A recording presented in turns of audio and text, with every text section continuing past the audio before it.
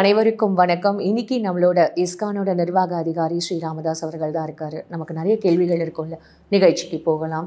சுவாமி வணக்கம். சுவாமி, ஹரே கிருஷ்ணா. இந்த மேல் ஜாதி கீழ் ஜாதி அப்படின்றது ஏன் சுவாமி வந்தது? இது எல்லாத்தையுமே தாண்டி இப்போ வரைக்குமே இந்த பிராமண துவேஷம் இருக்கே.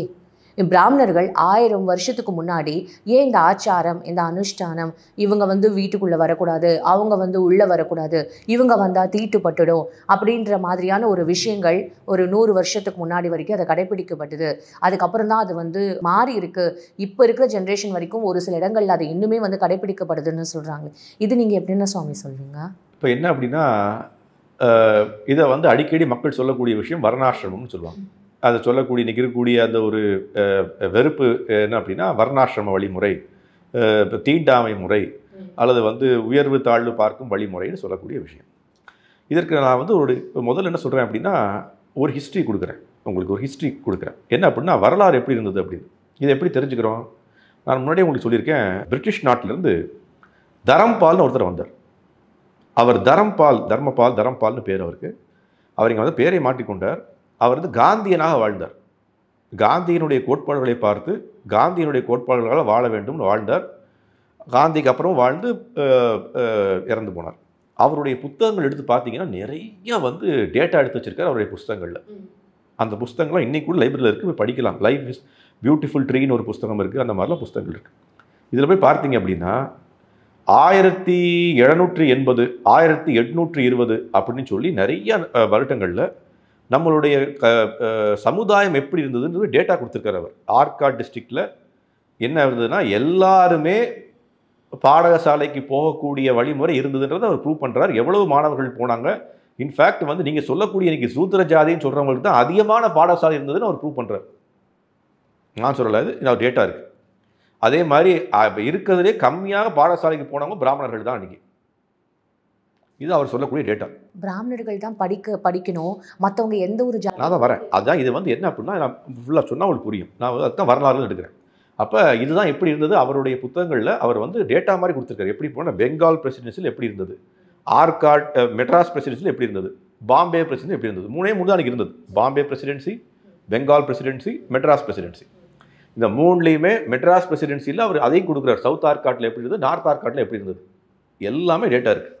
அப்போ போய் பார்த்தீங்கன்னா என்ன இருக்குது, அப்போ இதற்கு முன்னாடி வரைக்கும் பள்ளிக்கூடங்களுக்கு போவதிலிருந்து எல்லா விதமான விஷயங்கள்லேருந்தும் இவன் வரக்கூடாது அவன் வரக்கூடாதுன்னு தீண்டாமல் இருந்ததாக டேட்டா சொல்லலை. இரண்டாவது விஷயம் நம்ம என்ன புரிஞ்சுக்கணும் அப்படின்னா, இன்றைக்கி என்ன சொல்கிறாங்க, கோயில்களுக்குள்ளே அவங்கள அனுமதிக்கலைன்னு சொல்கிறாங்க இல்லையா. இதற்கும் நான் சொல்கிறேன் ஒரு டேட்டா என்ன அப்படின்னா, எப்படி அந்த காலத்தில் வாழ்ந்தார்கள். 17 நான் சொல்கிறது பிரிட்டிஷ் காலம் வரதுக்கு முன்னாடி எப்படி வாழ்ந்து கொண்டிருந்தோம். நம்மளுடைய செயல்முறை ஒன்று இருந்தது. இன்றைக்கி உதாரணத்துக்கு பானை செய்யக்கூடிய நபர், அவர் எங்கே வாழ்வார்? எங்கேயாவது ஒரு நதிக்கரையில் பக்கத்தில் நல்லா இருக்கிற மண் இடத்துல வாழ்ந்து கொண்டிருப்பார். அவர் கூட சமுதாயம் இருந்தது, ஒரு சமூகம் இருந்தது, அவங்க எல்லாம் அங்கே வாழ்வாங்க. அவங்க பானை செய்து கொண்டிருந்தாங்க. மீனவராக இருக்க கூட எங்கே வாழ்வார்?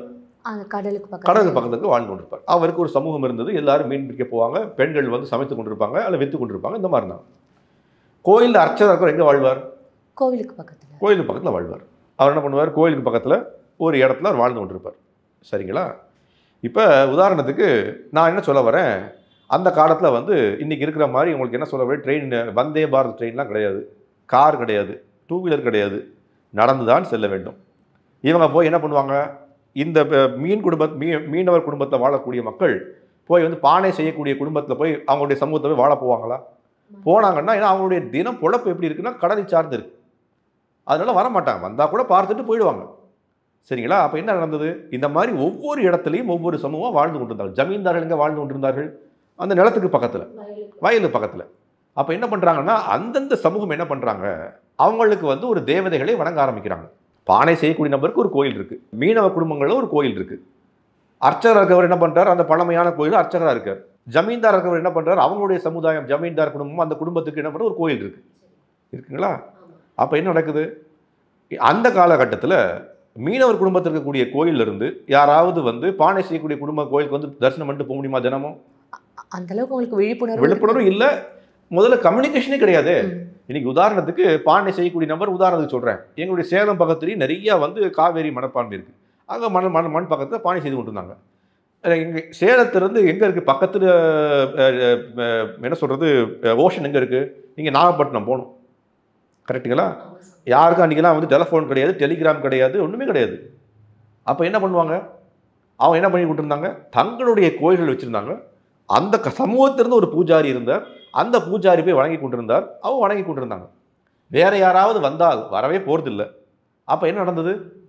இதை வெளியூர்லேருந்து ஒரு ஆள் வந்து பார்க்குறார். யார் அவர்? ஆங்கிலேயர் வந்து பார்க்குறார். அப்போ என்ன பண்ணுவார்?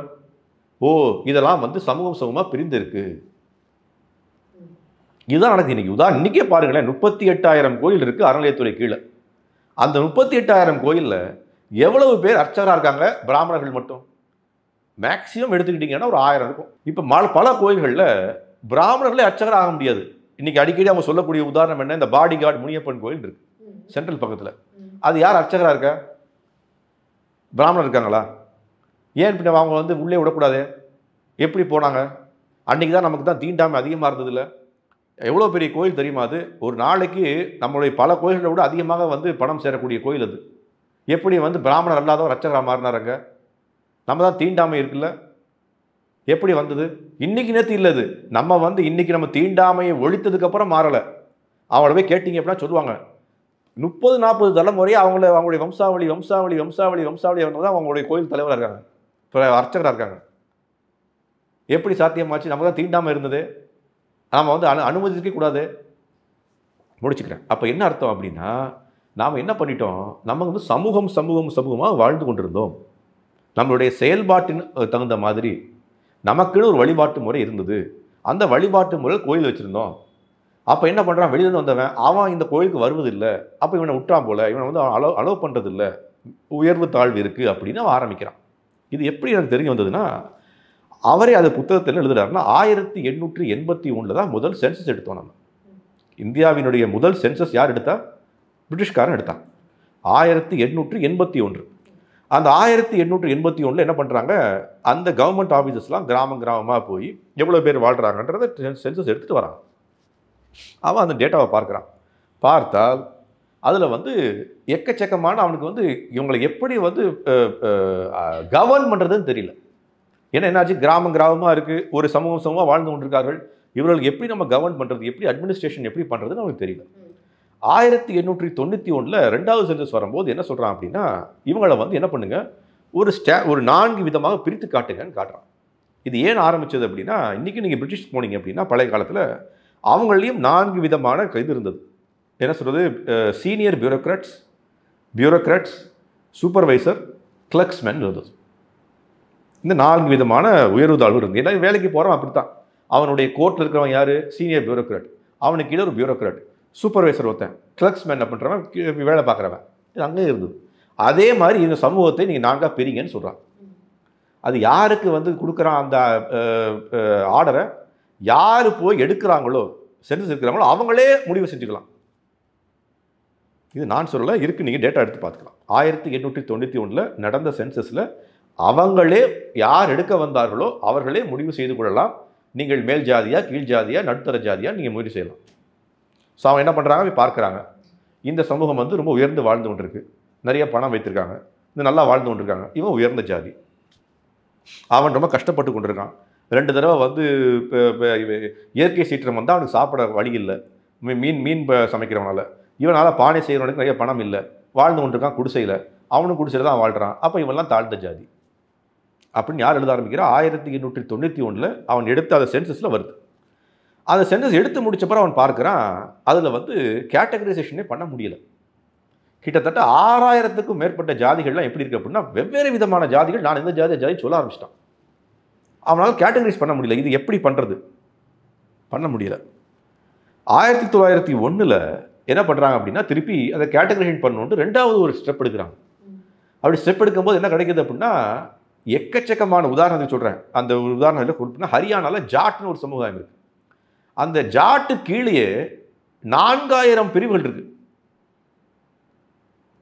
அப்போ இந்த ஜாட்டு எப்படி தோன்றாங்க? அப்போ யார் இதை ஏற்படுத்தினா? மக்கள் ஏற்படுத்தலை, வேற யாரோ நிர்பந்தப்படுத்தி ஏற்படுத்தியிருக்காங்க. அப்போ இந்த ஜாதி வழிமுறைகள் எப்படி வந்தது அப்படின்னா, இது வந்ததுக்கான முக்கிய நோக்கமே அட்மினிஸ்ட்ரேட்டிவ் பர்பஸுக்காக மேல் ஜாதி, உயர்ந்தவன், தாழ்ந்தவன் அந்த காலத்தில் எப்படி இருந்தது அப்படின்னா யாருமே உயர்ந்தவன் யாருமே தாழ்ந்தவன் இல்லை, சமூகமாக வாழ்ந்து கொண்டிருந்தோம். பானை செய்கிற சமூகம் இருந்தது, இன்னொரு பானை செய்கிற சமூகத்திலிருந்து பெண் எடுப்பாங்க, திருமணம் செய்து கொள்வார்கள். ஒரு மீனவர் குடும்பத்தில் இன்னொரு மீனவர் குடும்பத்தில் பெண் எடுப்பாங்க, திருமணம் செய்து கொள்வார்கள். இப்படித்தான் இருந்தது. அர்ச்சகர் திருமணம் செய்து கொள்வார், அவர் பெண் எடுப்பார். இப்படியே சமூகமாக வாழ்ந்து கொண்டிருந்தாங்க. இது நமக்கு என்ன பண்ணோம், அவங்களை நம்ம யாருமே உயர்ந்தவன் தாழ்ந்தவன் சொல்லவே இல்லை. ஏன்னா அவங்களுக்குள்ள ஒரு வழிமுறை இருந்தது, அவங்களும் பொங்கல் கொண்டாடினாங்க, அவங்களுக்கும் ஒரு கோயில் இருந்தது, அவர்களும் எல்லாம் பண்ணி கொண்டிருந்தார்கள். நாம என்ன பண்ணிட்டோம், இன்னைக்கு எப்படி 2 பேரும் ஒன்று சேராமல் இருக்கான், அவனை சேர்த்து வைப்பேன்னு ஒருத்தர் வர்றாரு. அவங்க சேர்ந்து தான் வாழ்ந்து கொண்டிருக்காங்க. ஏன் சேர்ந்து வாழ்ந்து கொண்டிருக்கார்கள்? கோயில் நடக்கக்கூடிய திருவிழாக்கு பானைகள் தேவை, கோயில் நடக்கக்கூடிய திருவிழாவில் வந்து என்ன உதாரணத்துக்கு கொடிமரம் நடுறதுக்கே வந்து சத்தான ஆட்கள் தேவை. இன்னைக்கு நீங்கள் போனீங்கன்னா, நான் போன வருடம் ஒரு கொடிமரம் நடக்கூடிய திருவிழாக்களை கூப்பிட்டுருந்தாங்க எங்க தர்மஸ்தலாவில். தர்மஸ்தலா போனீங்கன்னா கொடிமரம் நடக்கூடிய விழா, அந்த கொடி நடுவாங்க இல்லையா, அந்த ஒவ்வொரு திருவிழா ஆரம்பிக்கும் போது. அப்போ நான் கேட்டேன், கொஞ்சம் நேரம் தாழ்த்தி கொண்டே போனாங்க. ஏங்க நேரம் தாழ்த்தி கொண்டே போறீங்கன்னு கேட்கும்போது என்ன சொன்னாங்கன்னா, அந்த மக்கள் யார் கொடிமரம் ஏற்றுறதுக்கு ஒருத்தங்களுக்கு தான் வந்து இது இருக்குது, அனுமதி இருக்குது, அவங்க தான் வரணும். ஏன்னா அவ காலங்காலமாக பண்ணிட்டு. அதனால கேட்டேன் யார் அவங்கன்னு கேட்டால், அவங்க வந்து மீனவ குடும்பத்துக்கு ஆட்கள். நான் கேட்டேன் ஏன் அவங்க தான் பண்ணணும்னு கேட்டேன். அப்போ அவர் என்ன சொன்னார், அவங்களுக்கு தான் வந்து அந்த கொடிமரம் வந்து ரொம்ப கனமாக இருக்குது, இன்றைக்கெல்லாம் பேர் வச்சு தூக்கிடுறோம், அன்றைக்கி கயரை வச்சு இழுப்பாங்களாம். சொல்கிற விலங்குது அவங்களுக்கு. அப்போ என்ன அர்த்தம் அப்படின்னா, அவங்களுக்கு தான் அந்த சக்தி இருந்ததுங்க, அவங்களால ஏற்ற முடியும், நம்மளால் ஏற்ற முடியாது. அதே மாதிரி தான் நடந்தது. அந்த கோயிலில் நான் போயிருந்தேன், நைட்டு 9 மணிக்கு கொடிமரம் ஏற்றுறாங்க, ஒரு 20 பேர் சேர்ந்து அந்த கொடிமரத்தை கையால் அப்படியே கயிறால் மேலே தூக்குறாங்க. அப்போ எல்லாரும் ஒற்றுமையாகத்தான் வாழ்ந்து கொண்டிருந்தார்கள். அவர்களுக்குன்னு மரியாதை இருந்தது, அவர்களுக்குரிய உரிய மரியாதை சமூகத்தில் இருந்தது. நாம் என்ன பண்ணிட்டோம், அதை வந்து ஒரு அட்மினிஸ்ட்ரேட்டிவ் பர்பஸ்க்காக என்ன பண்ணோம், ஒன்று சேர்க்க பார்த்தோம். இது எப்படி ஆச்சுன்னா, இதை ஆரம்பிச்சுட்டு போயாச்சு. இன்னைக்கு என்ன ஆச்சு, அது நம்ம அடுத்து என்ன பண்ணிட்டோம்னா அடுத்த லெவலுக்கு போயிட்டோம். நான் எப்போதுமே சொல்லுவேன், என்ன அப்படின்னா நம்ம இந்தியர்களுக்கு மிகப்பெரிய குறைபாடு என்ன அப்படின்னா, நாம அவர்கள் கொடுத்த கெட்ட விஷயத்தை அதிகப்படுத்திக் கொள்வோம். மேற்கத்திய நாடுகள் கொடுத்த கெட்ட விஷயத்தை அதிகப்படுத்திக் கொள்வோம். உதாரணத்துக்கு இந்த சிகரெட் குடிக்கிறது. நான் அன்றைக்கே சொன்னேன்னு நினைக்கிறேன், அவர்களுடைய ஊரில் சிகரெட் ஏன் குடிக்கணும் அப்படின்னா ரொம்ப ரொம்ப வந்து குளுமையாக இருக்குது, 2 டிகிரி 3 டிகிரி இருக்குது, அவங்களுக்கு வந்து உடம்பை வெப்பப்படுத்தணும். அதற்காக வந்து என்ன பண்ணுறான், மது வருந்துறான். அதற்காக வந்து இப்போ சிகரெட் குடிக்க வேண்டிய அவசியம் இருக்குது. நம்ம ஊரில் 37 40 டிகிரி. நீங்கள் அப்பையும் போய் சிகரெட் குடிச்சிங்கன்னு என்ன அர்த்தம், உங்களுக்கு விஷயம் தெரியாமல் பண்ணி கொண்டிருக்கீங்கன்னு அர்த்தம். இதே தான் இங்கேயும் நடக்குது. என்ன நடக்குது அப்படின்னா, அவனை வந்து ஜாதிய பாகுபாடு ஏற்படுத்திட்டு போயிட்டான். நாம் இன்னைக்கு என்ன பண்ணிட்டோம், அதை அதிகப்படுத்திட்டோம். எப்படி அதிகப்படுத்திட்டோம், எல்லாருக்கும் ஓட்டுரிமை கொடுத்து. ஓட்டுரிமைன்னு வந்தால் என்ன அர்த்தம், ஜெயிக்கக்கூடிய நபர் எப்படியா ஜெயிச்சு தான் ஆகணும். அப்போ என்ன பண்ணுவார், இன்னும் பாகுபாடு பண்ணிகிட்டே போவார். இந்த ஜாதி இந்த சமூகம் உனக்கா நான் பண்ணுறேன், எனக்கு நீ ஓட்டு போடு, உன்னுடைய சமுதாயத்துக்கு நான் தான் தலைவன். அப்போ இந்த ஓட்டுரிமையும் இதுவும் கொடுக்கப்பட்டு ஜாதிய வழிமுறை இன்னும் அதிகப்படுத்திட்டோம். இன்னைக்கு எப்படி பின்னாடி போகிறதுக்கான பாதையே நமக்கு தெரியாது. அதில் வேறு இடஒதுக்கீடு வேறு இருக்குது. எப்படி இடஒதுக்கீடு கொண்டு வந்துட்டோம் அப்படின்னா என்ன அர்த்தம், யாராலையும் திரும்பியே போக முடியாது. என்னைக்கு தான் சொல்லி நீங்கள் ஏதாவது ஒரு ஜாதி உதாரணத்துக்கு சொல்கிறேன் பாருங்களேன், டேட்டா நான் சொல்லலை. போன வருஷம் ஹைகோர்ட்டில் தமிழ்நாடு கவர்மெண்ட் கொடுத்த அஃபிடவிட், என்ன அஃபிடவிட் கொடுக்குறாங்க அப்படின்னா, தமிழ்நாட்டில் பாகுபாடு இருக்குல்ல, என்ன சொல்கிறதுனா backward class, most backward class, SC எஸ்டிஸ்லாம் இருக்குது. இந்த தாழ்த்தப்பட்ட சமுதாயம், மிகவும் தாழ்த்தப்பட்ட சமுதாயம், அப்புறம் வந்து இப்போ ஷெட்யூல்டுக்கு எல்லாம் இருக்குது. இப்போ என்ன அர்த்தம், இவங்க எல்லாரையும் ஒன்று சேர்த்திங்கன்னா 100 பேர் 100% மக்களில் எவ்வளவு பேர் இந்த மாதிரி வரவேற்கப்பட்டிருக்காங்க தமிழ்நாட்டில் தெரியுமா உங்களுக்கு? 92.5%. 92.5% மக்கள் வந்து தாழ்த்தப்பட்ட சமுதாயமாக வாழ்ந்து கொண்டிருக்கார்கள்னு சொல்கிறாங்க. அதில் சில பேர்லாம் எப்படி அப்படின்னா, அரச பரம்பரையில் வந்தவங்க. அரச பரம்பரையில் வந்தவங்க எப்படி தாழ்த்தப்பட்ட ஜாதியாக மாற முடியும், நீங்களே சொல்லுங்கள். ஜமீன்தார் குடும்பத்தில் வந்தவங்க, ஜமீன்தாராக இருந்தவங்க எப்படி தாழ்த்தப்பட்ட சமுதாயமாக மாற முடியும்? எப்படி மாறிச்சு? நீ அவங்கள்ட்ட போய் கேட்டிங்கன்னா அவன் ஒத்துக்கவே மாட்டான், நான் தான் தாழ்த்தப்பட்டவங்களா இருந்தாலும் உயர்ந்த ஜாதிங்க அப்படின்பாங்க. ஆனால் வேலைக்கும் அந்த படிப்புக்கும் அவனுக்கு அந்த இடஒதுக்கீடு தேவை. அதுக்காக என்ன பண்ணுவாங்க, ஆமாம் நான் தாழ்ந்த ஜாதி தான், என்னை தாழ்த்தப்பட்டான், என்னை ஒடுக்கப்பட்டாங்கன்னு மறைமுகமாக சொல்லுவான். நீங்களே யோசிச்சு பாரு, 92.5% மக்கள் வந்து இந்த வரைக்குள்ளே வந்துட்டாங்களாம். அப்போ என்ன அர்த்தம், வெறும் 7.5%, 92% எப்படி வந்து தாழ்த்தப்படுத்த முடியும், ஒடுக்கப்படுத்த முடியும்? நீங்களே மெஜாரிட்டி எப்படி பண்ணிருக்க முடியும், பண்ணிருக்க வாய்ப்பே இல்லையே. நீங்க வந்து உதாரணத்துக்கு ஒரு 10% மக்கள் 2% மக்களை தாழ்த்தப்படுத்துங்க, அல்ல ஒரு 50% மக்கள் வந்து ஒரு 20% மாற்ற முடியும். 7% 92% வந்து தாழ்த்தப்படுத்திட்டாங்களா? எப்படி இதை வெளில கொண்டு வர போறீங்க தெரியல. அப்ப நாம என்ன பண்ணிட்டோம், இந்த அரசியல் தான் என்ன பண்ணிடுச்சு இன்னைக்கு, அவங்களுக்கு வந்து சில உங்களுக்கு நான் தகுந்த விஷயத்தை கொடுக்குறேன்னு சொல்லி அவங்களை இன்னும் தாழ்த்தியே வச்சிருக்கு. அதை ஆரம்பித்தவன் ஆங்கிலேயன், அதை வளர்த்துறவன் இன்னைக்கு அரசியல்வாதி. அப்போ நாம் என்ன பண்ணிட்டோம், இதற்கு வந்து யாராவது நமக்கு வந்து ஒரு காரணம் தேவையை நம்ம எப்போதும் சொல்ல, காரணம் யார் காரணம் கண்டுபிடி, பிளாக் ஷீப் யார் வந்து அதுக்கு வந்து இது அது யார் கண்டுபிடிச்சிட்டோம், அந்த பிராமணர்கள். அந்த பிராமணர் மேலே குறை சொல்லிடு, அவங்க ஒன்றும் நமக்கு திருப்பி ஒன்றும் சொல்ல மாட்டாங்க, அவங்க பாவம் இப்போ கோயில் அவங்க அம்மா கோயில் குளம்னு அவங்க வாழ்ந்து கொண்டிருக்கார்கள், அவர்கள் மேலே பழியை சுமத்திடு. என்ன நடந்தது இதனால? அவர்கள் என்ன பண்ணாங்க அப்படின்னா, அவங்க எல்லாரும் சரி எங்களுக்கு ஒன்றும் பிரச்சனை இல்லை, நாங்கள் போய் வெளிநாட்டில் போய் வாழ்ந்துடுவோம்னு கிளம்பிட்டாங்க. இன்னைக்கு போய் பாருங்க, ஃபார்ச்சூன் 500 கம்பெனிஸில் இருக்கக்கூடிய இந்தியன் சிஇஓஸில் 75% ஆஃப் த பீப்புள் எல்லாம் வந்து பிராமண மக்கள் தான். அது கூட இப்போ தப்பாக தானே சுவாமி? அதான் சொல்ல வரேன். அப்போ என்ன பிரெயின் ட்ரெயின் ஆயிடுச்சு. நீங்கள் அவங்கள வெளில அனுப்பிச்சிங்க, அவங்க போய் அங்கே போய் வசதியாக வாழ ஆரம்பிச்சிட்டாங்க. எப்படி இப்போ உதாரணத்துக்கு பங்களாதேஷில் இன்றைக்கி சொல்கிறோம் இந்துக்கள் தாக்கப்படுறாங்கன்னு சொல்கிறோம். 1971 பங்களாதேஷ் சுதந்திரம் அடைஞ்சது. அன்றைக்கி அவங்களுடைய இந்து பாப்புலேஷன் எவ்வளோ இருந்தது? 28%. இன்றைக்கி எவ்வளோ இருக்குது? 7%. எப்படி இப்போ 30 வருஷத்தில் 20% குறையும்? நிறைய பேர் மதம் மாற்றப்பட்டாங்க. இன்னும் நிறைய பேர் என்ன பண்ணிட்டாங்க, நாடை விட்டே போயாச்சு வெளியில். ஏன்னா வாழக்கூடிய அந்த இது வந்து ரொம்ப கஷ்டமாக இருக்குது, சேலஞ்சிங்காக இருக்குது. அதே தான் நான் இலங்கையில் இருந்தேன் 5 வருஷம். இலங்கையில் நான் வந்து இப்போயும் இலங்கையுடைய நிர்வாக அதிகாரியாக இருக்கேன். இலங்கைக்கு போனீங்கன்னா அதே மாதிரி தான். 1970 எவ்வளவு தமிழ் மக்கள் வாழ்ந்து கொண்டிருந்தாங்க, இன்னைக்கு யாரும் அதை பற்றி பேச மாட்டாங்க. 2001 அந்த போருடைய உச்சத்தில் எவ்வளோ பேர் வாழ்ந்து கொண்டிருந்தாங்க, இன்னைக்கு எவ்வளோ பேர் வாழ்ந்து கொண்டிருக்காங்க? என்னாச்சு? எல்லாரும் வந்து நேச்சுரல் ப்ராக்ரஷன் இறந்து போயிட்டாங்களா? இல்லை, எல்லாரும் வெளிநாட்டுக்கு போயாச்சு. இன்னைக்கு நார்வேக்கு போங்க, இன்னைக்கு கனடாவுக்கு போங்க, இன்னைக்கு வந்து ஆஸ்திரேலியாவுக்கு போங்க, எல்லாம் இலங்கை தமிழர்கள் வாழ்ந்து கொண்டிருக்காங்க. எதுக்கு அங்கே போனாங்க? அவங்களாம் பிராமணர்களா? இல்லை. நம்ம வந்து என்ன பண்ணிட்டோம், பாகுபாடுன்ற போர்வையில் நாம் என்ன பண்ணிட்டோம், நான் போனதவே சொன்னேன், எவ்வளவு நம்ம வேலை இன்னைக்கு உதாரணத்துக்கு எவ்வளவு கேஸ்கள் ஃபைல் பண்ணப்பட்டிருக்கு. தீண்டாமைன்றது பிராமணர் பண்ணான்ட்டு இல்லவே இல்லை. இந்த மத்தியஸ்தல் இருக்கக்கூடிய ஜாதிகள் தான் அதை பண்ணி கொண்டிருக்காங்க. ஏன்னா அவங்க தான் மெஜாரிட்டி. அவங்க தான் என்ன பண்ணிக்கிறாங்கன்னா 2 சைடு வின் பண்ணி கொண்டிருக்காங்க. யார் 2 சைடு? எப்படி? அவங்க தான் வந்து என்ன பண்ணுறாங்க, தீண்டாமைன்றதை வச்சிருக்காங்க கையில். அவங்க தான் என்ன பண்ணுறாங்க, தான் தாழ்த்தப்பட்ட ஜாதின்ட்டு இடஒதுக்கீடு எடுத்துக்கிறாங்க, பழியும் இன்னொருத்த மேலே போட்டாச்சு. ரொம்ப அழகாக நீங்கள் வந்து இது வந்து ஒரு ரூட் காஸோட ஒரு உண்மையாகவே ஒரு டேட்டாவோட இந்த எக்ஸ்ப்ளனேஷன் கொடுத்ததுனால உண்மையாகவே என்ன மாதிரி நிறைய பேருக்கு இது ஒரு விழிப்புணர்வு ஏற்பட்டிருக்கும்னு நான் நம்புகிறேன் சுவாமி. ஆனால் நான் ஒரு விஷயம் இங்கே கண்டிப்பாக சொல்லணும். இப்போ நீங்கள் சொன்ன விஷயங்கள் எல்லாம் தெளிவு அடைஞ்சிருத்தோம். ஆனால் இன்னுமே வந்து இந்த விஷயம் மாறல.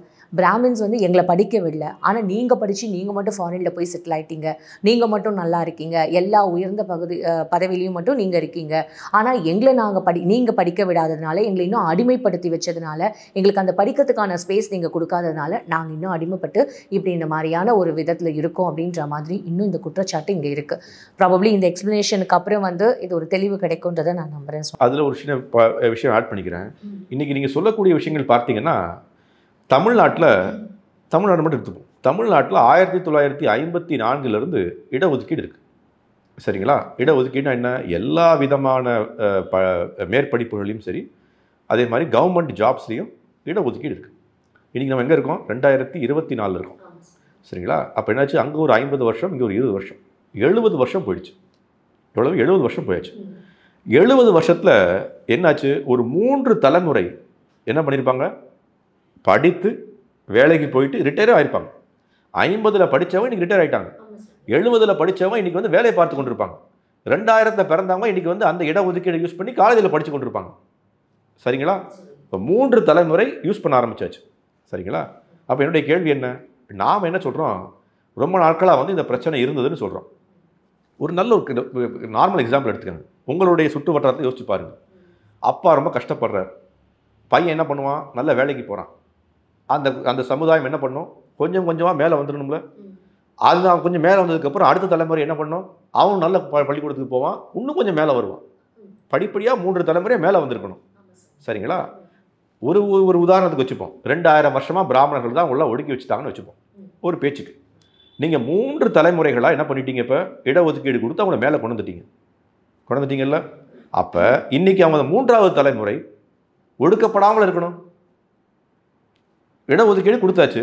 தமிழ்நாட்டில் தான் இந்தியாவில் அதிகமான இடஒதுக்கீடு, 69% இடஒதுக்கீடு. சரிங்களா? அப்போ யாருமே ஒடுக்கப்படாமல் இருக்கணும் இன்றைக்கி. ஏன்னா 3 தலைமுறை வெளில வந்துட்டாங்களே. ஒரு உதாரணத்துக்கு சொல்கிறேன், இன்றைக்கி அது உதாரணம் சொல்கிறேன். என்ன அப்படின்னா, நம்மளுடைய விஷயங்கள் என்ன பண்ண முடியும் அப்படின்னா, இதே தான் நான் திருப்பி சொல்கிறேன். இதை வந்து நம்ம இதில் வந்து எங்களோட ஸ்ரீல பிரபுபாதர் இஸ்கானுடைய ஸ்தாபகாச்சாரியர் அடிக்கடி சொல்லுவார். என்ன சொல்லுவார் அப்படின்னா, you can not teach fish to claim a tree per. என்ன அர்த்தம்? ஒரு மீனை போய் மரம் ஏற சொல்லிக் கொடுக்க முடியாதுன்னு சொல்லுவார் அவர். இன்னைக்கு நம்ம என்ன பண்ணுறோம்? எல்லாரும் ஒரே விதமான படிப்பைத்தான் படிக்கணும்னு நிர்பந்தப்படுத்திட்டு இருக்கோம்.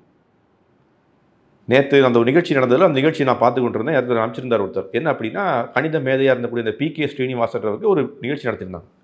அதில் வந்த நம்பி நாராயணர் என்ன சொல்கிறார் அப்படின்னா, எவ்வளோ பேருக்கு தெரியும் y = cos x சொன்னால் அது எதனால cos x எழுதுறோன்ற தமிழ் எல்லாரும் படிச்சிருக்கோம்.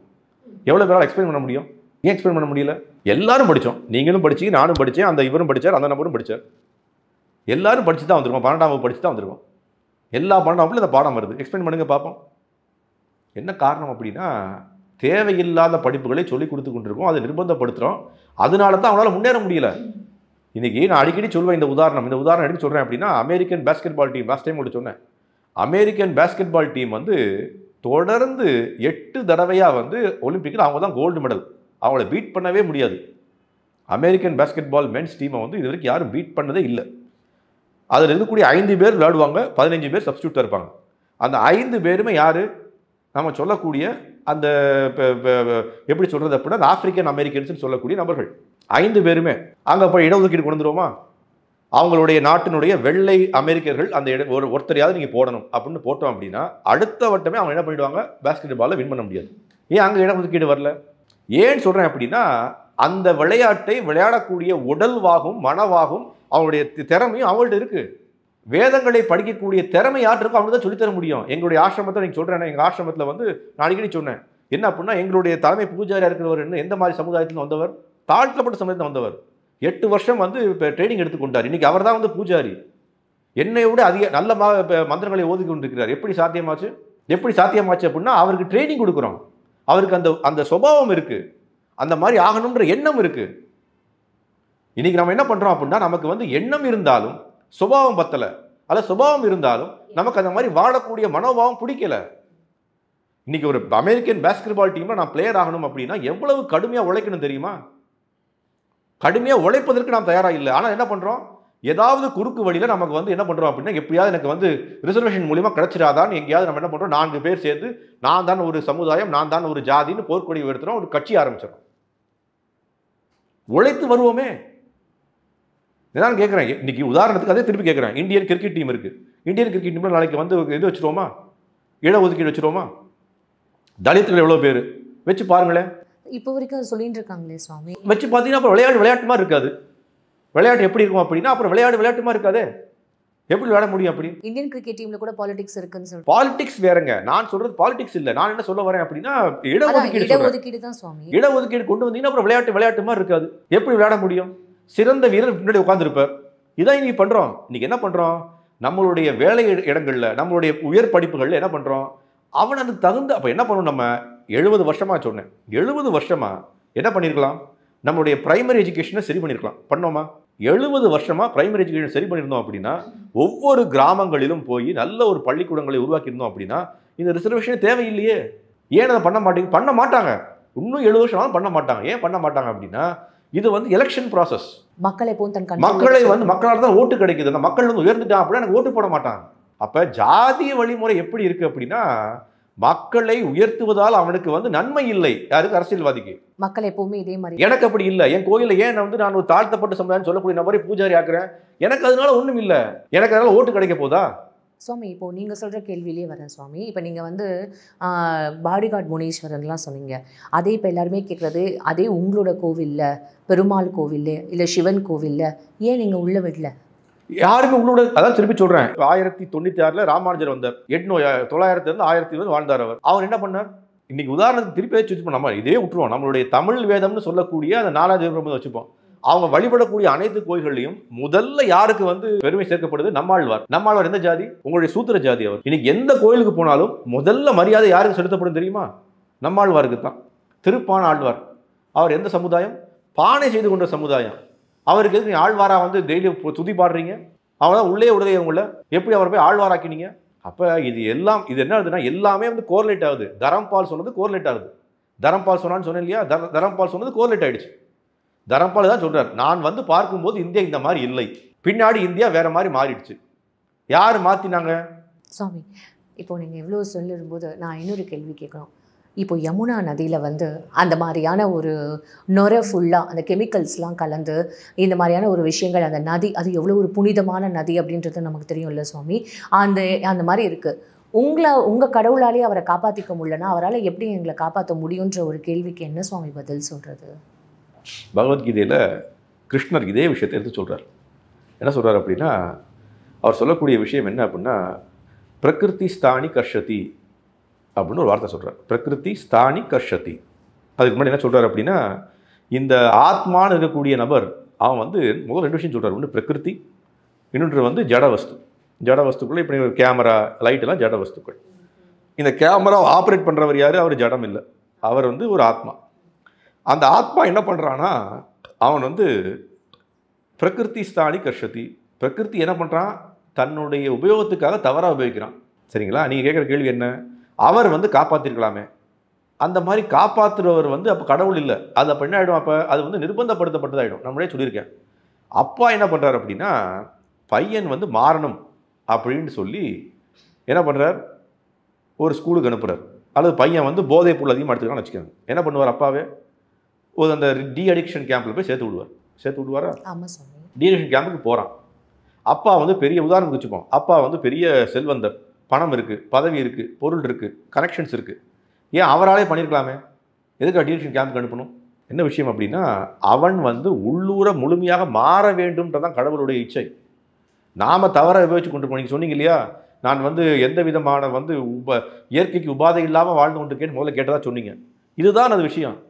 பிரகிருதி ஸ்தானி கர்ஷத்தின்னு பகவத்கீதை கிருஷ்ணன் சொல்கிறார். அப்போ என்ன சொல்கிறார் அவர்? இந்த மாதிரி மக்கள் என்ன பண்ணுறாங்க அப்படின்னா, தன்னுடைய சுயலாபத்துக்காக இந்த பிரகிருத்தியை தவறாக பயன்படுத்தி கொண்டிருக்கிறார்கள் சொல்கிறார் அவர். அதான் உண்மை. என்ன போதும் என்ற மனமே இல்லை. எனக்கு வந்து எப்படியாவது பணம் சம்பாதிக்கணும், என்னுடைய குடும்பம் நல்லா இருக்கணும், என்னுடைய சங்கதியும் நல்லா இருக்கணும், கோடிக்கணக்கான பணத்தை சேர்த்து வைக்கணும். அப்போ எப்படி சேர்த்து வைக்க முடியும்? என்னுடைய இண்டஸ்ட்ரியில் நான் ஏதாவது குறைவாக காட்டணும், அல்ல அதில் வரக்கூடிய எல்லாத்தையும் யமுனை நதிகளில் விட்டுருவோம். இன்னைக்கு கங்கா, இன்னைக்கு இங்கே போங்க, காவேரிக்கு போங்க, ஈரோடு பக்கம் போங்க, எங்கள் ஊர் மேட்டூர் பக்கத்தில் போங்க, எல்லாம் அந்த காவேரி பக்கத்தில் இருக்கக்கூடிய எல்லாம் பெரிய பெரிய பெரிய பெரிய இண்டஸ்ட்ரீஸ். என்ன பண்ணுறாங்க? அவங்க தண்ணியை காவேரியில் எடுக்கிறாங்க, அந்த கழிவு நீரை காவேரியில் தான் விடுறாங்க. எப்படி நீங்கள் வந்து சரி பண்ண போகிறீங்க அப்படிங்கிற சொல்லி கடவுளே வந்து சரி பண்ணணும். கடவுள் என்ன பண்ணுறாரு அப்படின்னா, அவர் வந்து அதான் சொல்கிறேன். இப்போ என்ன அப்படின்னா, என்கிட்ட ஒரு நபர் கேட்டார், நீங்கள் சொன்னீங்க வந்து ஒருத்தர் தப்பு பண்ணுறாரு அப்படின்னா அவருக்கு வந்து அடுத்த பிறவில தண்டனை கிடைக்கும்னு சொன்னீங்க. இந்த பிறவிலே தண்டனை கொடுத்துடலாமே அப்படின்னு சொன்னார். அப்போ என்ன ஆகிடும் அப்படின்னா, ரொம்ப கன்ஃபியூஷன் அதிகமாகிடும். என்ன கன்ஃபியூஷன் அதிகமாகிடும் அப்படின்னா, நான் ஒரு தப்பை செய்வேன், ஒரு தண்டனை எடுத்துப்பேன், நான் ஒரு தப்பை செய்வேன், ஒரு தண்டனை எடுத்துப்பேன். இன்றைக்கி என்ன பண்ணுறோம்? அப்போ அவன் முன்னாடி செஞ்ச விஷயங்கள் அப்போ எல்லாமே நல்லிஃபை பண்ணணும். இன்றைக்கி என்ன பண்ணுறார் அவர்? நான் உன்னை பார்த்து கொண்டே தான் இருப்பேன், நல்லவனாக மாறு, நல்லவனாக மாறு, உனக்கு நல்லது இல்லை, நல்லது இல்லை அப்படின்னு சொல்லிக்கொண்டே தான் இருக்கார். எப்படி சொல்லிக் கொண்டிருக்கார்? சாஸ்திர நூல்கள் மூலியமாக, ஆச்சாரர்கள் மூலியமாக, அடுத்தவர்களை பார்ப்பதன் மூலியமாக. நான் அடிக்கடி சொல்லுவேன், என்ன சொல்லுவேன் அப்படின்னா, புத்திசாலின்றவன் யார் தெரியுமா?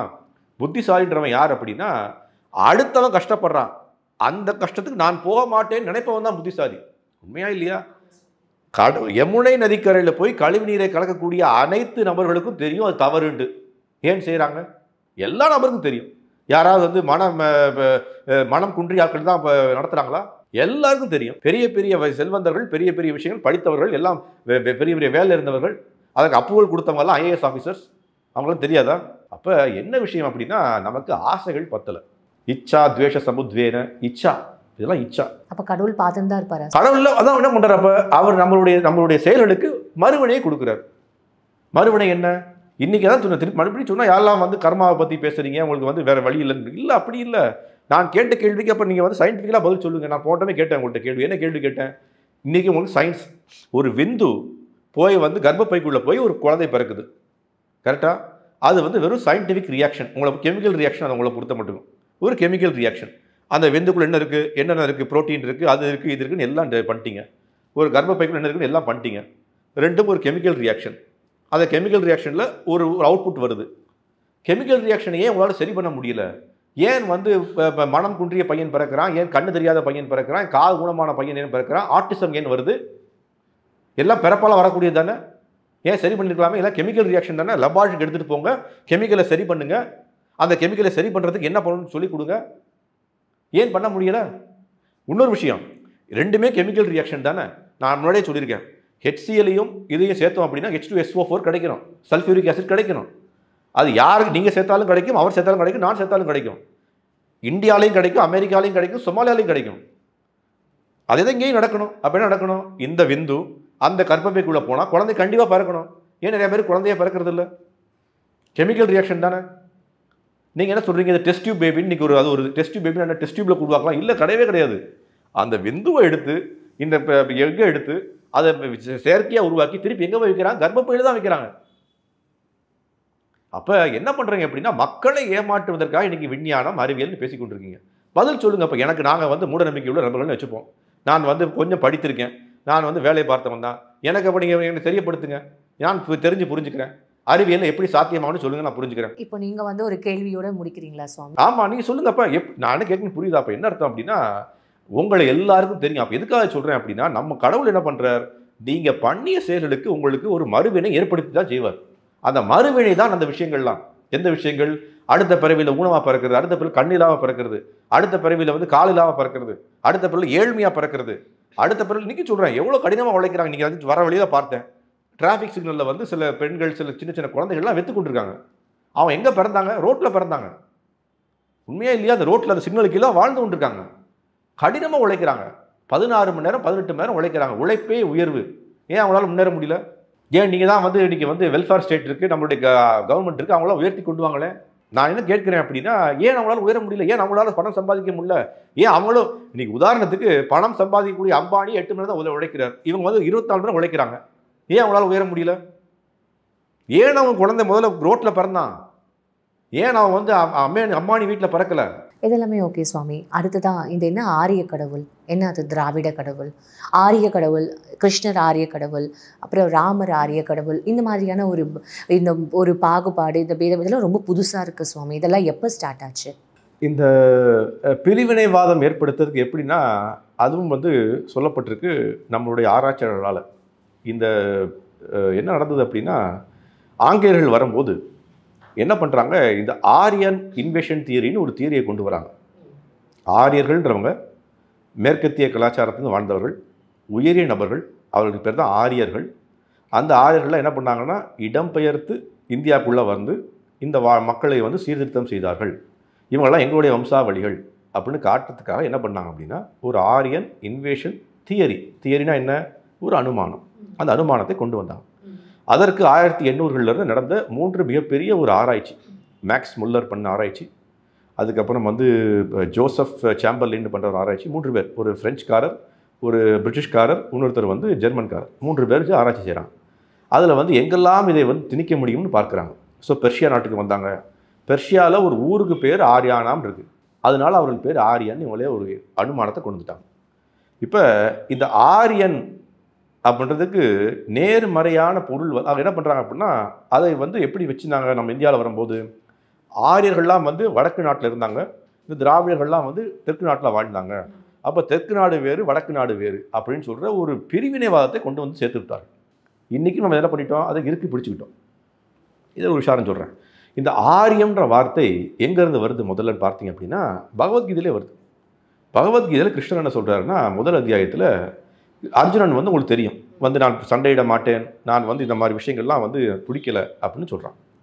அப்போ அவர் சொல்லக்கூடிய அந்த ஸ்லோகம் என்ன வருது அப்படின்னா, இதம் கஷ்மிலம் இதம் கஷ்மலம் நம்ம சொல்கிறோம் தமிழ். இதில் அந்த வார்த்தை அங்கே கஷ்மலம்னா என்ன ஒரு முட்டாள்தனமான வார்த்தையை நீ பண்ணி கொண்டிருக்க அப்படின்னு அவர் சொல்கிறார். அடுத்த வார்த்தை என்ன சொல்கிறார் அப்படின்னா, அனாரியம் இது உபஸ்தத்தை அனாரியம்னா என்ன? நீ அனாரியன் போல பேசிக்கொள்கிறாய். அப்போ ஆரியனுக்கு நேர் மதுரான வார்த்தை என்ன? ஆரியன், அனாரியன். அவன் அப்போ ஆரியன்னா யாருன்னு கேட்டதுக்கு அவர் என்ன பதில் சொல்கிறார்? ஆரியன்னா யார்? ஒருத்தன் உயர்ந்த கோட்பாடுகளுடன் வாழக்கூடியவனுக்கு பேர் ஆரியன். கோட்பாடு என்ன கோட்பாடு? வாழ்க்கைனா என்ன, எப்படி வாழணும், தர்மத்துடன் வாழ வேண்டும், அனைவருக்கும் சமுதாயத்துடன் ஒன்று வாழ வேண்டும்னு சொல்லி மனிதன் போல வாழக்கூடியவன் ஆரியன், மிருகம் போல வாழக்கூடியவன் அனாரியன். ரொம்ப எளிமை. ஆரியன், அனாரியன். இது திராவிடம்லாம் அடுத்து வந்தது.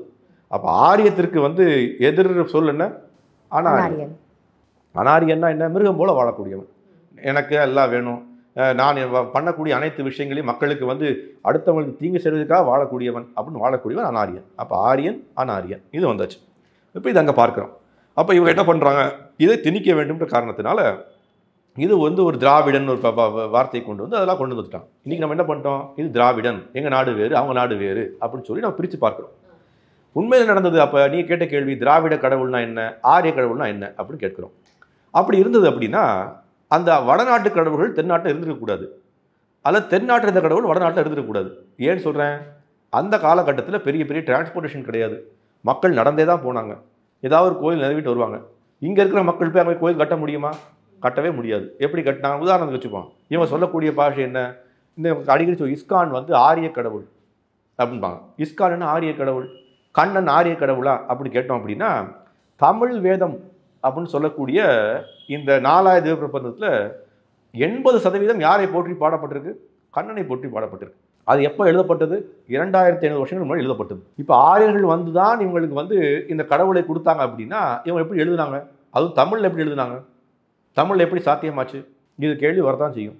ரெண்டாவது கேள்வி என்ன அப்படின்னா, இவங்க யார் திராவிட கடவுள்கள்? முருகர் திராவிட கடவுள். உதாரணம் சொல்றாங்க, சிவன் தெரியல எனக்கு. சிவன் வந்து இங்கே இருக்கார், அங்கேயே இருக்கார். தமிழ் கடவுள் முருகன். தமிழ் கடவுள் முருகன். சரி வச்சுப்போம், நம்ம அப்படியே வச்சுப்போம். தமிழ் கடவுள் முருகன். இன்னைக்கு உதாரணத்துக்கு நீங்கள் சொல்கிறேன் நான், நீங்கள் வந்து இதுக்கு போயிருக்கீங்களா? பத்ரிநாத் போனீங்கன்னா, பத்ரிநாத் கேதார்நாத் போனீங்க அப்படின்னா 5 பிரயாகன்னு வரும். ஒவ்வொரு பிரயாக்னு வரும். அதில் ருத்ரப்பிரயாகன்னு ஒரு இடம் இருக்குது. அந்த ருத்ரப்பிரயாகன்னு ஒரு இடத்துக்கு போனீங்க அப்படின்னா அழகான முருகன் கோவில் இருக்குது. பல ஆயிரம் வருஷங்களுக்கு முன்னாடி கட்டப்பட்ட கோவில். எங்கே கட்டியிருக்கு? கங்கை நதிக்கரைக்குள்ள. கங்கை நதிக்கரைக்குள்ள கட்டணும் அப்படின்னா யோசிச்சு பாருங்க. நதி ஓடிக்கிட்டு இருக்கு, அங்கே வந்து முருகன் கோவில் இருக்கு. எங்க? ருத்ரப்பிரயாகில். நீங்கள் போய் பார்க்கலாம் இன்னைக்கு கூட. அப்போ முருகன் வந்து திராவிட கடவுள். எதற்காக போய் உத்தராகண்டில் 4000 மீட்டர் மலைப்பகுதிக்கு மேலே போய் முருகனுடைய ஸ்தலம் எப்படி வரணும்? பல ஆயிரக்கணக்கான வருஷங்களுக்கு முன்னாடி வந்த தலம். நீங்கள் தான் வழிபடவே கூடாது, அது திராவிட கடவுளாச்சு. அடுத்து வச்சுப்போம், அதை விட்டுருவோம். இங்கே ஈஸ்ட்டுக்கு போவோம். ஈஸ்ட்னா இங்கே நம்மளுடைய நார்த் ஈஸ்டர்ன் ஸ்டேட்ஸ்க்கு போவோம். அஸ்ஸாம் மாதிரி. அங்கே போனீங்கன்னா அஸ்ஸாம், மேகாலயா என்ன குமாரான்னு வழிபடுறாங்க. யாரை வழிபடுறாங்க? முருகன். எப்படி வழிபட முடியும்? உங்களுக்கும் அவங்களுக்கும் தான் எந்த விதமான தொடர்புமே கிடையாது. எப்படி போனார்? இங்கே இருக்கிற முருகன் அங்கே எப்படி போனார்? அப்போ என்ன அப்படின்னா, நான் திருப்பி மறுபடியும் சொல்கிறேன்ல, அரசியலை கொண்டு வந்தோம் அப்படின்னா ஆன்மீகத்துக்குள்ள இதுதான் நடக்கும். ஆரிய கடவுள், திராவிட கடவுள், எங்களுக்கு வேற, உங்களுக்கு வேற, எதுவுமே இல்லை. நம்மளுடைய இந்தியான்றது அப்படித்தான் இருந்தது. இந்தியான்ற பேர் வேணா 1947 கிடைச்சிருக்கலாம். ஆனால் நம்முடைய கலாச்சாரம், பாரதிய கலாச்சாரம்ன்றது எல்லா இடத்துலையும் இருந்தது. இங்கே இருக்கிற கடவுள் எல்லா இடத்துலையும். இன்னைக்கு உதாரணத்துக்கு இவர் திராவிட கடவுளாக இருக்கட்டும். அப்போ வந்து பகவத்கீதை கிருஷ்ணன் சொல்றார், நான் வந்து போர் வாழ்கிறேன், நான் ஸ்கந்தன் சொல்றார். அவர் ஸ்கந்தன்ற வார்த்தை எப்படி வந்தது? அவர் சொல்லியிருக்க கூடாதுல்ல, அவர்தான் திராவிட கடவுளாச்சே. அது வந்து இப்போ அங்கேருந்து வந்தவங்கெல்லாம் வந்து கொடுத்த கடவுள் இங்கே வரவே இல்லை. அவங்க திராவிட கடவுள் வேற இருக்கணும். அவர் ஸ்கந்தன் ஏன் சொல்றார்? இருக்கிற போராளிகளே நான் வந்து ஸ்கந்தன், நான் தான் சிறந்தவன்றார் அவர். அப்போ என்ன விஷயம் அப்படின்னா, நாம் என்ன பண்ணுறோம் அப்படின்னா, நம்மளுடைய பிரிவினைவாதத்திற்காக என்ன பண்ணுறோம்? இது ஆரிய கடவுள், இது வந்து திராவிட கடவுள், எங்களுடைய ஊர் கடவுள். இன்னொரு உதாரணம் சொல்கிறேன். நான் வந்து ஒரு 3 வருடங்கள் வந்து இன்னைக்கு இது கல்வராயன் மலை இருக்குது பாருங்கள். அந்த கல்வராயன் மலையில் வந்து நான் வந்து நிறைய சேவை செஞ்சுருக்கேன். நான் வந்து 3 வருடம் இருந்தேன். அங்கே வந்து நம்மளுடைய ஒரு கம்யூனிட்டி இருக்குது. நம்மளுடைய மலைவாழ் மக்களுக்கு நிறைய விஷயங்கள் பண்ணி கொண்டிருந்தேன். அப்போ அங்கே இருக்கும்போது எங்களுடைய ஊர் பக்கத்தில், எங்களுடைய கிராமத்துக்கு பக்கத்தில் ஒரு ராமர் கோயில் இருந்தது. அந்த ராமர் கோயில் பார்த்தீங்க அப்படின்னா, அந்த கல் பார்த்தாலே வந்து அதோடைய அந்த வடிவமே பார்த்தாலே ஒரு பழமையான கோயில் தெரியும். இன்றைக்கி ஒரு செதுக்கினா ஒரு வேறு மாதிரி செதுக்குவீங்க இல்லையா, அது வேறு மாதிரி செதுக்கியிருப்பாங்க. நான் அப்போ அந்த ஊர் மக்கள், மலைவாழ் மக்கள்கிட்ட கேட்பேன். அந்த மலைவாழ் மக்கள் சொல்லக்கூடிய விஷயம் என்ன அப்படின்னா, ஒரு நபர் 90 வயது நபர்கிட்ட கேட்டேன். அவர் சொல்லக்கூடிய நபர், நான் சிறு வயதிலிருந்து பார்த்து கொண்டிருக்கேன். என்னுடைய தாத்தா சொன்னதெல்லாம் என்ன அப்படின்னா, இது கிட்டத்தட்ட ஒரு 2000-3000 வருஷங்களுக்கு பழமையான கோவில். சின்ன ராமர் கோவில். ராமர் ஆரிய கடவுள். கல்வராயன் மலைன்றது என்ன? உதாரணம் சொல்கிறேன். கல்வராயன் மலைன்ற எதுக்காக எடுத்தேன் அப்படின்னு உதாரணத்தை, கல்வராயன் மலைக்கு ரோடே எப்போ போடப்பட்டாங்க தெரியுமா? 1975. அது வரைக்கும் ரோடே கிடையாது கல்வராயன் மலைக்கு. நீங்கள் நாங்கள் வச்சுருக்கோம் கருமந்துறையில் எங்களுடைய ஒரு கோயில் இருக்குது. கருமந்துறையில் அந்த மலைவாழ் மக்களுக்கு மத்தியில் ஒரு கோயில் இருக்குது.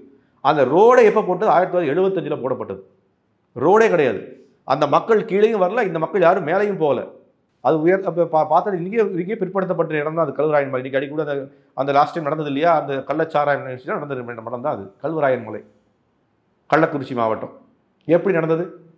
யாருமே கீழேயும் வரல, மேலேயும் போகல, ரோடே இப்போ தான் போட்டிருக்கோம். எப்படி அவன் ராமர் கோயில் நிறுவிச்சான்? இன்னொரு விஷயம் சொல்கிறேன். நம்மாழ்வாரை பற்றி பேசணும். நம்மாழ்வாரை பற்றி பேசும்போது என்னாச்சு? நம்மாழ்வார் வெளியில் எப்படி பிறந்தார்? அவர் அந்த மரத்துக்கு வெளியிலேருந்து வர்றார். மரத்தில் வெளில வந்தோடனே முதல் சொன்ன பாசுரம் யாரை பற்றி பாடுறார்? கண்ணனை பற்றி பாடுறார், கிருஷ்ணரை பற்றி. அவர் பிறந்தது இப்போ தான் வந்திருக்கார். திராவிட நாட்டில் பிறந்திருக்கார். அன்றைக்கி என்ன இப்போ டெலிஃபோன் இருந்துச்சா? கண்ணன் எங்கே இருந்தான்னு கேட்டு தெரிஞ்சுக்கிட்டாரா? நம்ம தான் ஆரியன் திராவிடன் பிரித்து வச்சுருக்கோமே. எப்படி அவர் கண்ணனை பற்றி பாடுறார்? நாங்கள் தான் நம்பாழ்வாரெல்லாம் நம்பலையே சுவாமி. நீ நம்ப வேண்டாம். பட் நான் என்ன சொல்ல வரேன், நீ நம்பவே வேண்டாம். பட் நான் என்ன கேட்குறேன், இந்த கோயிலெல்லாம் எப்படி வந்ததுன்னு கேட்குறேன். இந்த கோயில் எப்படி வந்தது? ஏன் ருத்ரப்பிரயாகில் ஒரு கோயில் வந்தது? ஏன் குமாரன் அவங்க வழிபடுறாங்க? ஏன் கல்வராயன் மலையில் வந்து ராமரை வழிபடணும்? அவங்களுடைய குலதெய்வம் ராமர். யார்? மலைவாழ் மக்களுடைய குலதெய்வம் ராமர். இன்னைக்கு இன்னொரு விஷயம் உங்களுக்கு சொல்கிறேன். நான் ஆச்சரியப்பட்ட விஷயங்கள் உங்களோட டிவி மூலியமாக நிறைய மக்களுக்கு போய் சேரட்டும். கல்வராயன் மலையில் நடந்த ஒரு சம்பவத்தை சொல்கிறேன். மலைவாழ் மக்கள் வந்து எவ்வளவு ரொம்ப ஆர்வமுள்ள மக்கள், எவ்வளவு வந்து நம்ம தர்மத்துக்கு தகுந்த மக்கள், அதே மாதிரி நம்ம கலாச்சாரத்துக்கு உகந்த மக்கள்ன்றதுக்கு ஒரு நல்ல உதாரணம் சொல்கிறேன். அந்த மக்கள் என்ன பண்ணுவாங்க அப்படின்னா, ஒவ்வொரு நாளும் அந்த ராமருக்கு வந்து அவங்களுடைய அந்த மலைவாழ் மக்களுடைய பூஜாரி, திருப்பி தெரிஞ்சுக்கங்க, மலைவாழ் மக்களுடைய பூஜாரி வந்து பூஜாரி செய்வார். சரிங்களா? நானும் போயிருக்கேன். நான் பூஜாரி இருந்ததில் போய் வணங்க போவேன் தினமும். அப்போ என்ன ஆகும்? தினம் பூஜை செய்வாங்க. அந்த பூஜைக்கு என்ன பண்ணுவாங்கன்னா, மறுபடியும் வந்து பெண்கள் வந்து அந்த டயத்துக்கு வரக்கூடாதுன்னுவாங்க. வருவதில்லை. நான் சில நேரம் கேட்டேன். நீங்கள் கேட்ட கேள்வி நான் கேட்டேன்.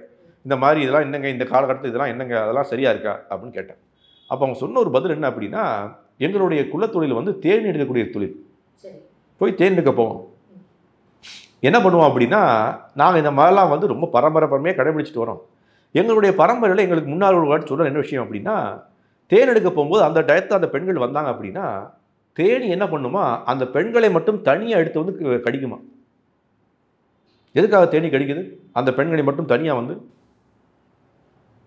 சுவாமி புதுசாக இருக்குது சுவாமி. எனக்கே புதுசாக இருந்தது. நான் அவங்கள்ட்ட கேட்டப்போ அவங்க சொன்னாங்க, என்ன சொன்னாங்கன்னா, அது வந்து ஏதோ ஒரு அது வந்து தகுந்த இடம் இல்லை அப்படின்ற தேனி வந்து நமக்கு சுட்டி காட்டுது. தேனிக்கே தெரியுது. அப்போ அது ஒரு கெமிக்கல் ரியாக்ஷன் இருக்குது. நான் முன்னாடியே சொன்னேன் அது உங்கள்கிட்டையும். ஒரு இப்போ சினு ஜோசப்னு ஒரு பெண்மணி வந்து ரொம்ப அருமையான புத்தகம் எழுதியிருக்காங்க இதை பற்றி. அந்த புத்தகம் எல்லாரும் படிக்கலாம். அப்போ என்ன அர்த்தம்? இதை வந்து நடக்குது. அப்போ தேனீக்கள் வந்து ஏன் அவங்கள வந்து தனியாக வந்து கொட்டணும்? அப்போ அவங்களுக்கே தெரிஞ்சிருக்கு, மலைவாழ் மக்களுக்கு தெரியுது இது தகுந்த காலம் இல்லை, அவன் வெளியில் வரக்கூடாது, வீட்டுக்குள்ளே இருக்கணும், அவங்களுக்கு வந்து ஏதோ ஒரு ப்ராப்ளம் இருக்குன்னு சொல்லி அவங்களுக்கே தெரிஞ்சிருக்கு. அன்றைக்கி என்ன சயின்டிஃபிக் அட்வான்ஸ்மெண்ட் இருந்தது அவங்களுக்கு? தேன் எடுக்க போனால் என்ன பிரச்சனை? அப்போ ராமர் கோயிலுக்குள்ளே யாரையும் அலோவ் பண்ண மாட்டாங்க அவங்க. அப்போ இதுதான் வந்து நம்ம கலாச்சாரம். அது எதனால் நடந்ததுன்னு நான் சொல்ல முடியாது. நான் சொன்னால் நான் வந்து ரொம்ப பழமைவாதியமாக தெரிவேன். சயின்டிஃபிக்கில் நீங்கள் சொல்லுங்கள். நீங்கள் தான் சயின்டிஃபிக் ஆட்கள், நீங்கள் தான் சயின்டிஃபிக் நல்ல கம்யூனிட்டி பெருசாக இருக்குது, நீங்கள் சொல்லுங்கள் எனக்கு. அப்போ என்ன விஷயம் அப்படின்னா, நம்ம ஆரியர் கடவுள், திராவிடர் கடவுள்னு சொல்லக்கூடிய விஷயங்கள் எல்லாமே அரசியல். அதை வந்து நாம் என்ன பண்ணிட்டோம் இன்றைக்கி? இதை வந்து பிரித்து பார்க்கறதுக்காக நம்ம வந்து ஓட்டுக்களுக்காக பிரித்து வச்சுருக்கோம். இதில் எந்த விதமான ஒரு என்ன சொல்கிறது ப்ரூஃப் இல்லை. நாம் வந்து ப்ரூஃப் வரலாறு தெரிந்து கொள்ளவில்லை என்றால் நாம் ஏமாற்றப்பத்தான் படுவோம். வரலாறை தெரிந்து கொள்வோம். வரலாறு வந்து நம்ம புத்தகங்கள் மூலியமாக படித்தோம், வரலாறே கிடைக்காது உங்களுக்கு. ஏன்னா திரிச்சிட்டாங்க. வரலாறை என்ன பண்ணோம்? கண்ணால் காண்பதும் போய், காதால் கேட்பதும் போய், தீர விசாரிப்பதே மெய். விசாரிங்க, நிறையா படிங்க, நிறையா மக்கள்கிட்ட கேட்டு தெரிஞ்சு கொள்ளுங்க, உண்மை உங்களுக்கு புரியும். நீங்கள் நம்மளுடைய புத்தகங்கள் 6ஆம் வகுப்புல என்ன சொல்லி கொடுத்தாங்க, 8ஆம் வகுப்புல என்ன சொல்லி கொடுத்தாங்கன்னு படிச்சிங்கன்னா நிறையா விஷயங்கள் உங்களுக்கு புரியாது. ரொம்ப நன்றி சுவாமி. எனக்கு தெரிஞ்சு இந்த ஒரு செஷன் வந்து மக்களுக்கே கேள்வி கேட்குறோட ஒரு செஷனோட முடிஞ்சுது. ஸோ நீங்கள் கேட்குற கேள்விகளாக மக்களாக அவள் வந்து கமெண்ட்ஸில் பதில் சொல்லணும் அப்படின்றத நானும் நம்புகிறேன் சுவாமி. உங்களோட பொண்ணான நேரத்துக்கு ரொம்ப நன்றி.